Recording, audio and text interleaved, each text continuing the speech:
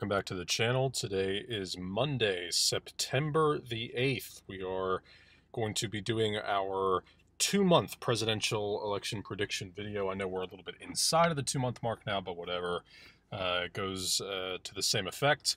We're in the home stretch now, as we discussed in our last couple of videos. In fact, this is the last major surge of campaigning. All of the advertising has been booked. And right now, it's basically just about not making gaffes. And, if right now Joe Biden, it's no secret, I don't have to go through this whole video to tell you that Joe Biden still has a lead, and a fairly significant lead right now, even though we have seen Donald Trump narrow this race up little by little. So, as we always do, we're going all 50 states, beginning in the state of Hawaii. Obviously, we talked about how there was that interesting sort of Hawaiians for Trump rally. Doesn't seem to have generated any traction for Donald Trump. Now in Alaska, I think the Trump campaign should be spending some money here, probably a little bit more than they decided to allocate for this state early on. And that is because Al Gross, the independent candidate for the U.S. Senate, is starting to make some noise out here as we approach the elections in November. He, of course, is going against Dan Sullivan. The most recent poll out there had Al Gross tied with Dan Sullivan. And as we have talked about on this channel many times before, Alaska is a difficult state to poll, and it's a difficult state to really get a firm grasp on, just like where it stands politically, because sometimes the ball can just kind of bounce your way in this state. Independents can get elected, Democrats can get elected.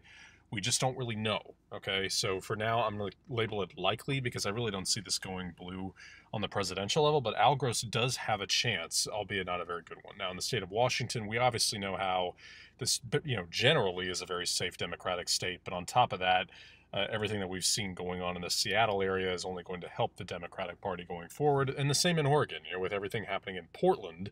The protesters being taken into unmarked vans, all that's only going to charge up the left and the Democratic base that much further. So there's really nothing to worry about for the Democrats to begin with in this state.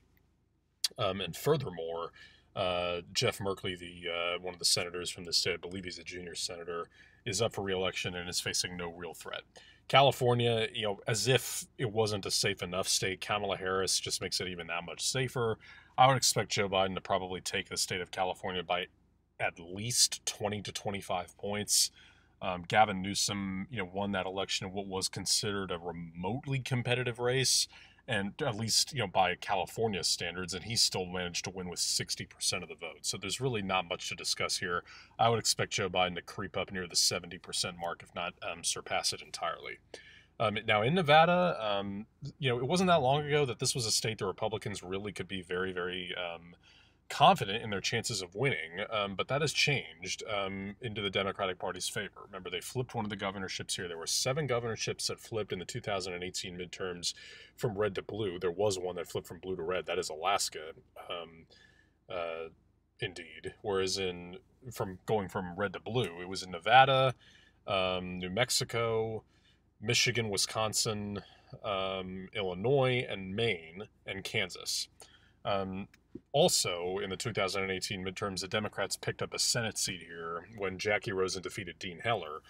This southwest portion of the country has been pretty kind to the Democrats in the last couple of years. They're doing very well in Arizona. They obviously have New Mexico pretty much solidified into their column. We know about Colorado as well. So Nevada, even though the final margins will probably be a lot closer than this, I'm going to label it safe for the Democrats. Now in Idaho, we've talked about how the Democratic Party is seeing their first little bits of signs of life out in this state, but the most recent polls that came out today had both Jim Risch and Donald Trump each leading by over 20 points. So in this election, nothing to discuss here. Utah. Now, I will say, Utah's kind of an interesting state to dissect here because even though Donald Trump is undoubtedly going to win it, what we don't know for sure is by what margin, and we don't know yet necessarily if this is sort of a harbinger of things to come elsewhere in the country. Because what we have seen is, first of all, Mitt Romney is beloved in this state, as we know.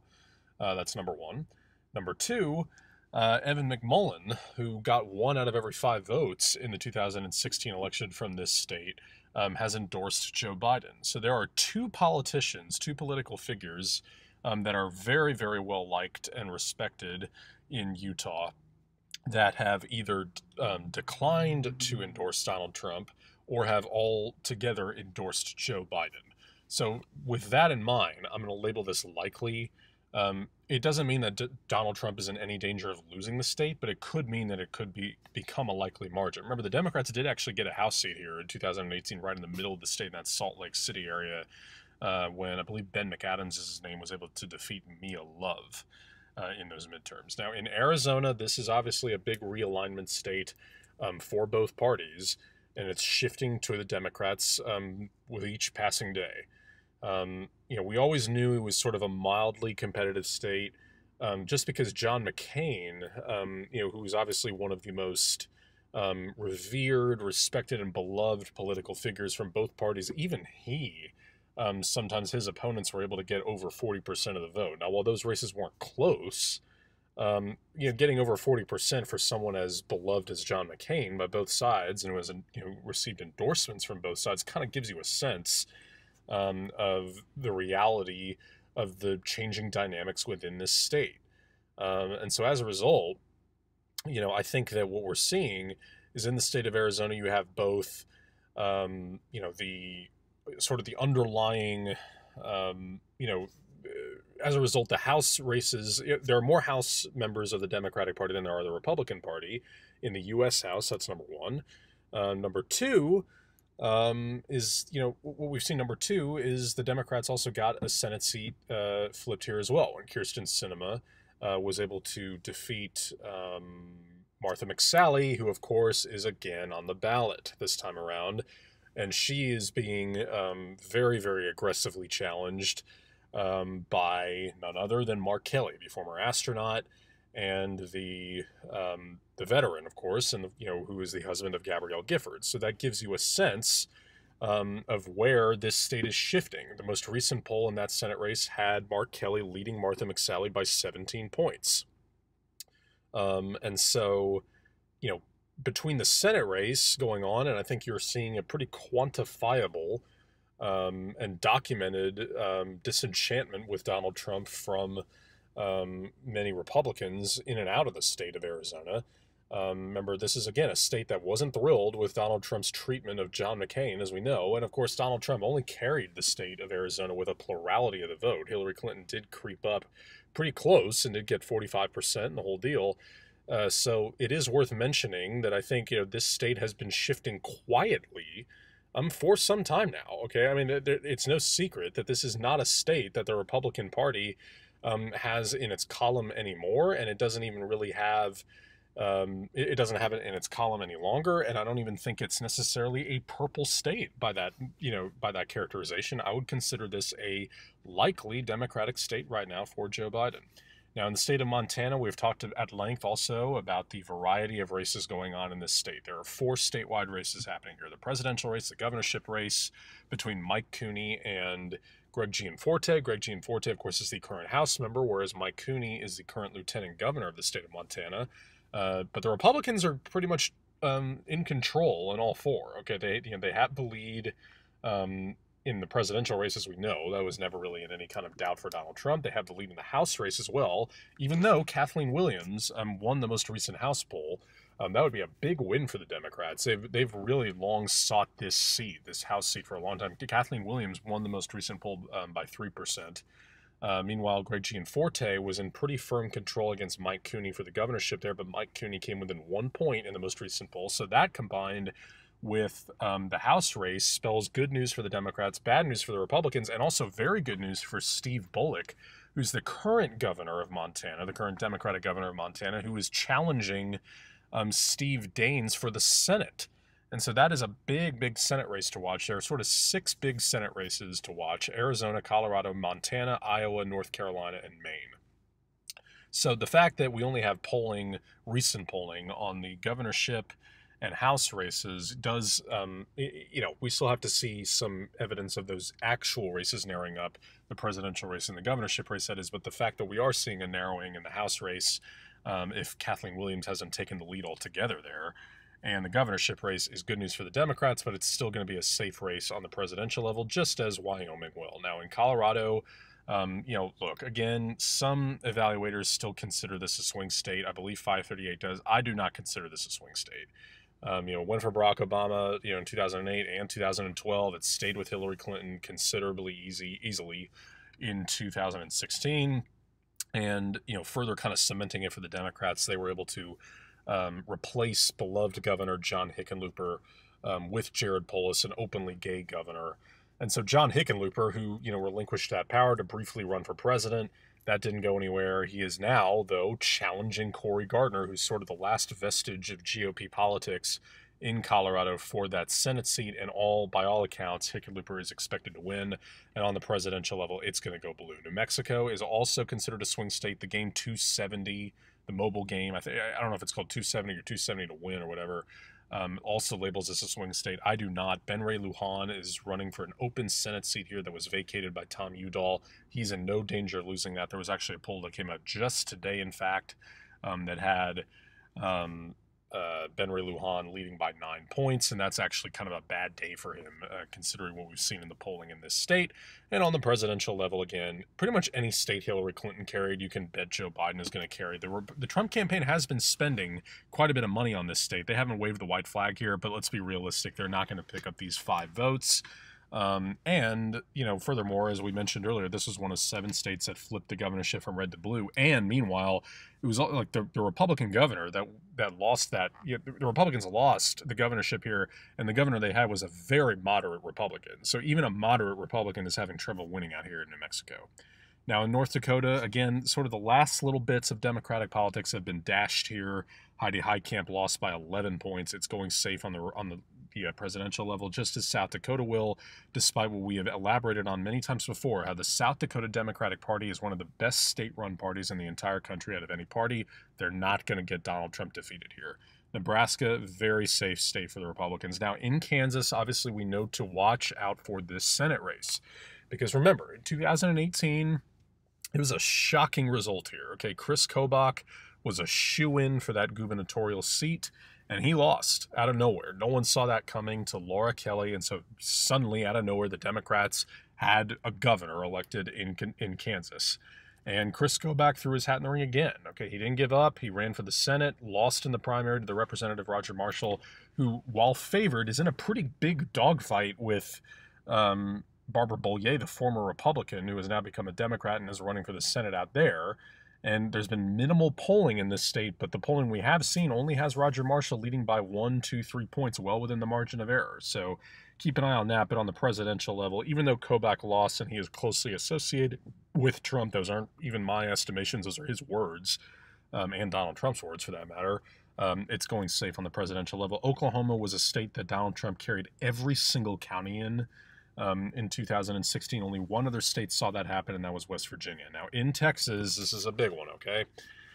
The Senate race here isn't as competitive between M.J. Hager and John Cornyn, and it's certainly not as competitive as the Senate race we saw 2 years ago between Beto O'Rourke and Ted Cruz. Now, what we do know is that the Democratic Party believes they can win in the state of Texas in this election. It's the largest state Democratic Party out of any minority state in the country. They have basically cemented the fact, the Democratic Party has, that they can. What they believe, what I'm trying to say is, they believe they can win this race. They have asked for more resources from the National Party, which has to this point been a little reluctant to do so. They kind of have their eyes on the ball a little bit more in the Rust Belt and Florida, which I think is actually a smarter strategy. But look, the polling does say that that this is going to be a nail biter. Okay, I mean that is just true. There were 2 more polls that were released yesterday that had Donald Trump up by 2 points and Joe Biden up by 1 point. And that has been consistent throughout. Joe Biden has been consistently either leading or just barely behind Donald Trump. It's basically an even tie right now in the state of Texas. Now, at the end of the day, do I really think there are going to be that many defectors? Not necessarily. Although the same polls have, that are conducted by Fox News, by Quinnipiac, some of the more respected pollsters and the higher graded pollsters by 538, also poll the Senate race between John Cornyn and M.J. Hager. And John Cornyn consistently leads MJ Hager by 6 to 8 points, sometimes more. And that can only mean one thing. Okay, it's the same people participating in that poll that also say, well, we're going to vote for Joe Biden. So that means there are quite a bit of people in the state of Texas quite a bit of voters that is, that are going to vote for John Cornyn and are going to vote for Joe Biden. You're going to have some split ticket voters. And there's no gubernatorial race that could sort of help steer it back into the Republican Party's column. Okay, right now I'm still going to label it tilt Republican, but that's not because of polling. Okay, that is because I think the state of Texas just has an identity, and I kind of need to believe it to see it. But that characterization is not because of polling. Okay, this could damn well go the Democratic Party's way, and all I'm saying is I think it would be just it would be an incredible breakthrough for the Democrats and a devastating blow for the GOP. But I wouldn't say it would be surprising if this happened on November 3rd. Now, in Minnesota, as we've talked about, the Republican Party for a time thought they had a chance to win out here. They don't anymore. Okay, Donald Trump came within less than 2 points of winning this state in 2016, but since then, there have been 3 statewide races that have gone the Democratic Party's way. Tina Smith, Amy Klobuchar, Tim Walz, the 2 senators and the governorship in that order, all went the Democratic Party's way, all with convincing margins. Remember, Tina Smith won that election, and she was replacing the resigned Al Franken. Okay, so if there was ever really an opportunity for the Republicans, that was it, and they didn't take advantage of it. Tina Smith is up for re-election again. I have no doubt that she's going to win that race, and on the presidential level, it's going to be a safe blue 10 votes. All right, now in Iowa, as we've talked about, this is such a difficult state to really get a sense for because it's such an elastic state. It can give you so many mixed signals. It's very difficult to really understand just where this state, falls on the spectrum because both senators are Republican and they're both relatively high-profile senators. Charles Grassley is undoubtedly a very high-profile senator. Given, he was the chairman of the Judiciary Committee that oversaw the Brett Kavanaugh hearings, and Joni Ernst, who has kind of, fallen back from the limelight a little bit, long since her, ever famous "Let's Make Them Squeal" ad. And she is in the political fight of her life against Teresa Greenfield, the Democratic Senate candidate, who was challenging her pretty well. Okay, so there's definitely reason to suspect that she could actually end up losing that race. Now, what we do need to keep in mind is that I think what we're seeing, at the end of the day, is the governorship also went the Republican Party's way, but it narrowed up. So this is going to be similar to some of the other states we're going to get into a little bit later in the video. And that is, this is going to narrow up, but the Democrats just aren't going to get all the way there. Okay, I don't think Donald Trump is going to win this state by quite the same margin. But he's not ultimately going to lose it he's not going to lose that many. It's almost impossible to lose that many voters in one state. I just don't really see that happening. I just can't really, envision there being some sort of, just like thousands upon thousands upon thousands of voters that just completely go crazy and switch their vote. And, raw turnout is also not going to do the job raw turnout is also not going to do the job for Joe Biden in this state. So at the end of the day, I know that was sort of a long-winded way of saying I have this as a lean Republican. Now in Missouri, we know how Barack Obama came close in 2008, lost by only 4,000 votes. It took one of the longest times to call that night on election night, but I think we don't even really need to go into it. But Claire McCaskill lost. That kind of tells you all you need to know.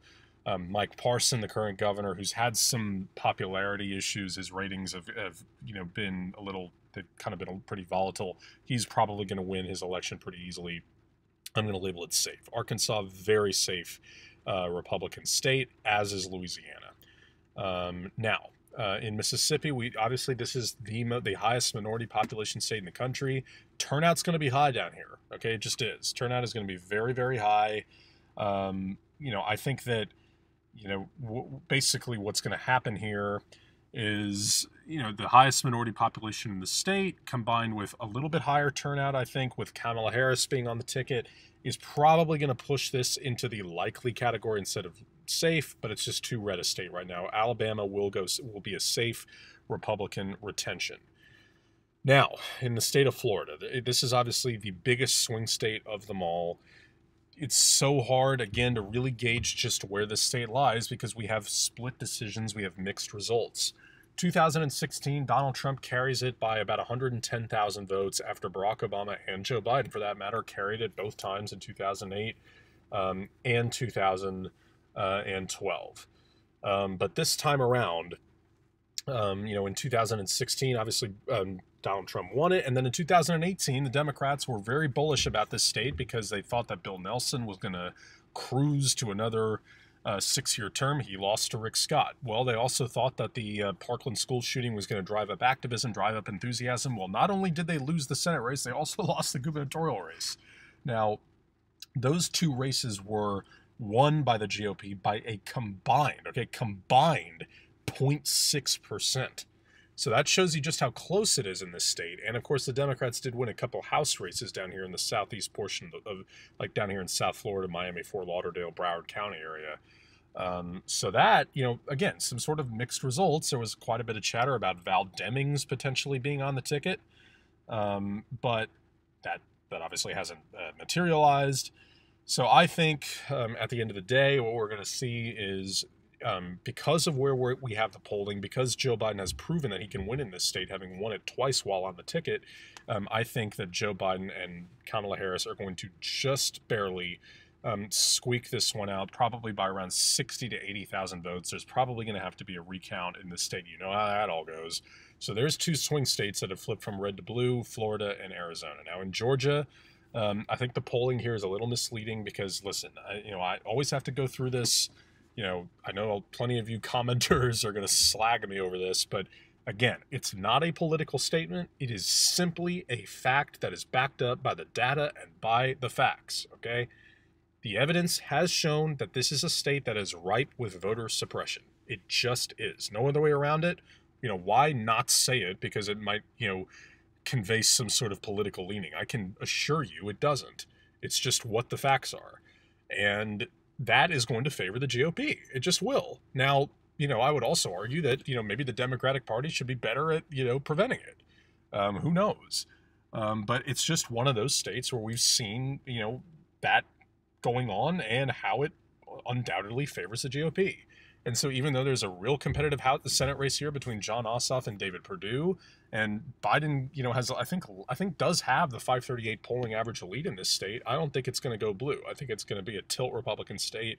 If Donald Trump wants any chance in the world of winning re-election, he has to win Georgia. If he loses Georgia, he is completely done.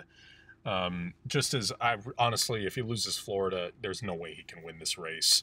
So that sort of gives you a sense of where this is ending up. But, look, Joe Biden at the end of the day still needs 122 more votes. In the state of South Carolina, well, Joe Biden's not going to pick up 9 of them here because this is a pretty safe Republican retention here. Jamie Harrison is doing a pretty good job challenging Lindsey Graham. But at the end of the day, I do not expect him to pull that out. Now, in Tennessee, this has become a safe Republican state. There's really nothing to suggest that there's really nothing to suggest that Democrats have any chance at all here. Phil Bredesen, who is about as electable a Democrat as you could find in the entire state of Tennessee, lost by double digits in 2018 when he ran for Senate. So there's really nothing to discuss here. Now, in North Carolina, I'm actually going to change this characterization to tilt Republican. Okay, throughout most of the campaign season, I have labeled this tilt Democrat, but I'm labeling it tilt Republican. This is the second straight time we're doing this because what we're seeing is a bit of a disconnect. Okay, Cal Cunningham is beating Thom Tillis to a pulp right now in that Senate race. Roy Cooper is beating Dan Forest to a pulp right now in the governorship race. And there are also 2 House races down here right along the South Carolina border that are favoring the Democratic Party. But all of that, would suggest that that's going to help Joe Biden out, and we're just not seeing that backed up in the data. The polls that he wins are consistently by 1, 2, maybe 3 points. And Donald Trump has also carried quite a few polls here. And so that suggests to me that there's a disconnect there. And remember, Barack Obama did win this state in 2008, but by a very slim margin, and ultimately lost it in 2012, and Donald Trump carried it, albeit with a plurality. So this is a true pick'em. Okay, this is right down the middle on a knife's edge, but the mere fact that we're seeing such a disconnect between the Senate, gubernatorial, and House races and the presidential race kind of tells me that at the end of the day, voters are going to pull the lever for Trump. Now, in Kentucky, we've talked about how Amy McGrath, I think early in the campaign season, did actually have somewhat of a shot to defeat Mitch McConnell. That's gone. That's not the case anymore. And on the presidential level, it's clearly a safe GOP retention. West Virginia, just like Oregon, Oklahoma earlier, was one of the 2 states that every county voted for Donald Trump in, whereas Virginia has become a safe Democratic state. It used to be a big conservative Republican bastion. No longer. The Democrats have both senators, a governorship, and the state control of the state legislature here as well. Mark Warner, a very popular Democratic incumbent senator, is up for re-election. He is going to win. Illinois, big 20-vote electoral prize here. The Republicans have for a long time kind of tried to make some inroads here, and they just can't do it. They just can't really break through. The Democrats continue to stiff-arm those efforts. Dick Durbin, the very popular Democratic senator, long-time Democratic senator, who is, of course, part of the leadership now, still is on track to very easily win re-election there. I would expect that to be called right at poll closing. Now, in Indiana, the Mike Pence factor pretty much makes this a safe Republican state already. You kind of have to pay at least a little bit of attention to it, considering Biden did carry this state in 2008, but since then it's been lost to the Republicans, albeit permanently. Okay, now in Ohio, this is very similar, I think, to Iowa. You're going to see Ohio narrow up. You can take that to the bank. Okay, Donald Trump won this state by a very, very considerable margin here. That's not going to happen again this time around. The gubernatorial race, even for someone like Mike DeWine, who's always been very, very well liked in the state of Ohio, even he was, his race was much closer compared to Trump Clinton's race. And since then, of course, also on that same night that Mike DeWine won that governorship race, Sherrod Brown, the incumbent Democratic senator, he also won. So there's sort of a consistency factor in that you can tell this is going to narrow up, but not enough to really cause Donald Trump too much of a headache. Although, because he's had to pull his ads out of some of the other swing states and devote it all to Ohio, shows that he's either concerned about Ohio or knows he's really far behind in some of those swing states and really just needs to retain his base states. So I'm going to label it tilt. It might end up being a lean margin, but I'm still going to label it tilt. Okay, now for the Rust Belt. In Wisconsin, there's been a lot of evidence that shows that the Democratic Party is coming for Wisconsin. Listen, this was basically the only state that really fits this narrative we have heard for 4 years of why were the polls wrong? The polls were so incorrect. They weren't. They were not. Okay, the final 538 polling average, okay, and the final RCP averages had Hillary Clinton winning the election by 6 electoral votes. 6. That's it. Okay, 272 to 266. That would be the closest result. I'm not sure exactly when a closer electoral vote total there has ever been. There have been races both 2000 and 2004 came down to Florida and Ohio, but there's never, I'm not sure, certainly in my lifetime, I don't know like when the last time there was a presidential race that was as close as that on the electoral level. Wisconsin, all that is to say, Wisconsin was really the only state where we saw a complete disconnect from where the polling was and what the final result was. Hillary Clinton led in the polling average by over 6 points here and ultimately lost in the state of Wisconsin. That's just bizarre. That just doesn't really make sense. That could be a total fluke. It could be a one-off. And remember, this whole idea that the Democrats are underrepresented in the polls has been verified in the past. But let's not forget that after 2016, most of the pollsters rewrote their methodology to make it more accurate this time. Okay, so there aren't going to be any huge surprises, in terms of where the polling stands versus the ultimately who ends up winning. Okay, that's just not going to happen. Not that it really happened that much last time either. Okay, so at the end of the day, I pretty much expect the Democrats to, pull their weight pretty much here and just kind of make it happen in Wisconsin. Now, why do I say that? Well, I think it's because what we're seeing is they won their Senate race here. Tammy Baldwin won by 11 points. They flipped the governorship, which was incredibly notable because Tony Evers was going. The reality is Tony Evers defeated Scott Walker, who is a very, very well-known national Republican. Okay, that's significant. And so, not to mention, there was also a Supreme Court race in this state that went the Democratic Party's way.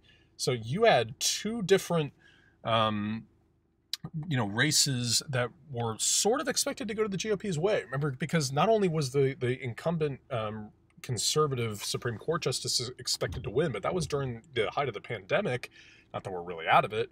Um, and all the polling locations in Milwaukee were closed. It was down from 180 to 5, and they still lost that race. So that tells you that enthusiasm is high. And between that and Scott Walker losing, I have this as a lean Democrat right now. And then Tammy Baldwin winning also kind of put it in the bag and solidifies that sentiment, at least for me. Now, in Michigan, the GOP has kind of waved the white flag here. They've pulled their ads out of this state. Okay, John James has sort of lost any momentum that he had in terms of, potentially being able to defeat Gary Peters. I do not expect him to beat Gary Peters. He'll probably get around the same share of the vote that he did against Debbie Stabenow 2 years ago. Just to clarify, he is the GOP Senate candidate again. Okay, he tried 2 years ago, came up about 5 to 6 points short. So I don't, I don't foresee John James having any, better luck really this time around. The polling certainly indicates that, and the Trump campaign has pulled their ads out of this state, which is remarkable. That combined with polling, combined with this being another state the Democrats flipped the governorship from red to blue in, tells you all you need to know. Okay, this is going blue. Michigan's going blue, guys. Okay, we just have to accept that. I mean, it's pretty clear where this state is leaning. So there you go. Michigan and Wisconsin, two of the most consequential states from 2 years ago, or from 4 years ago, rather, and 2 years ago, are going blue in this model. Now, we're going to quickly characterize Maryland as a safe Democratic state, and because of that, we're also going to label D.C. the same way. So there you go. Now, in the state of Pennsylvania, to complete the Rust Belt, Scrappy Scranton Joe. Okay, that's kind of how he has been known. This is where he was born. I'm not sure necessarily, how much of a factor that ultimately is going to play. It might, maybe just a hair. Maybe you have some homers there that, will feel a little bit better about voting for Joe Biden as a result. The Democratic Party has put a lot of effort into mobilizing turnout in the Philadelphia area. That was a big failure on their part, was they were not able to get turnout in big enough numbers in the state of in and around the Philadelphia area. Bob Casey, incumbent Democratic senator, won easily in the 2018 midterms, as did Tom Wolf, the current incumbent Democratic governor. So that, those were good results for the Democrats. Some of the House races in the very safe portions for the GOP of the state in between Pittsburgh and Philadelphia that always go red. This time around, they obviously did still go red, but they went by closer margins than in the past. So all that is to say, with polling, with the low approval ratings for Donald Trump, kind of similarly to these two states, the midterms confirmed it. I also have this as lean Democrat. Whoops. Joe Biden is in a pretty good position, all things considered. Between he looks good in the Rust Belt. He still looks okay in Florida. He looks very good in Arizona. So this gives you a sense of where the state of this race currently lies. Delaware, that's obviously a safe Democratic state. It would be for any Democratic candidate, let alone the one that represented it in the Senate for decades. New Jersey, we've talked about Chris Christie, but not going to happen. Connecticut, I almost said Kentucky. Connecticut's safe Democratic state. Rhode Island, safe Democratic state. Now, Massachusetts, we obviously finally know who the Senate candidate is there, but that's not going to change anything. Even for that race, Massachusetts is easily going Joe Biden's way. Now, in the state of New York, that's another safe 29 votes for Joe Biden. No chance for Donald Trump there. Vermont, another safe Democratic stronghold. Now, in New Hampshire, this was the closest race in 2016. What we've seen, in the last couple of statewide races there between Donald Trump and Hillary Clinton and Maggie Hassan, and I forget her Democrat or Republican opponent, they've been really close. Hillary Clinton won it by 2,000 votes. 2,000 votes. Maggie Hassan in 2016 won this race by 0.1%, as close as you can possibly get. She is up for re-election in 2 years, and if Chris Sununu, the very popular incumbent Republican governor of New Hampshire, challenges her, you might have a race on your hands there. So keep an eye on New Hampshire, but Joe Biden is not Hillary Clinton, as we know. Jeanne Shaheen is not going to lose this race here in the Senate either. This is going the Democratic Party's way. Now, in Maine, this is going to be a split ticket vote. I'm giving Joe Biden 3 out of the 4 votes. and Donald Trump with a tilt in that fourth one. Joe Biden might be able to carry all four, but I think, you know, what we've seen in the polling is just enough of the margins that suggest that not only is Donald Trump, he's behind, but not by quite enough to suggest that, you know, maybe some of these people up in the northern portions of the state had yet to be included in the sampling of the polling. Or, you know, Trump, as I said, is not that far behind, and so that might mean that some of them are, and are affecting the polls accordingly. Notice how I didn't characterize one of the one electoral vote for Joe Biden in the state of Nebraska. I just don't really see that happening at the end of the day. So there's your final map for the 2 months out presidential election video. This is kind of held true, okay, throughout the campaign season.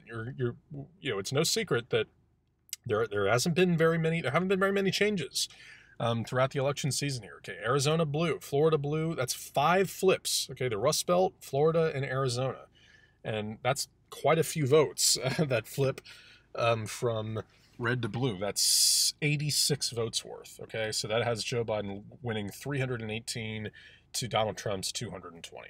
So thank you guys again so much for watching this video. Please comment down in the suggestions below. Hit the like button, hit the subscribe button if you have not already. Again, we're in the home stretch now. Okay, pretty soon we're going to be coming out with our next Senate election prediction video because we have quite a bit of polling to discuss, and we're going to get into the 50-day mark. We're going to have some videos talking about that as well. So again, comment down in the suggestions below, and thank you guys again so much for watching, and I'll see you in November.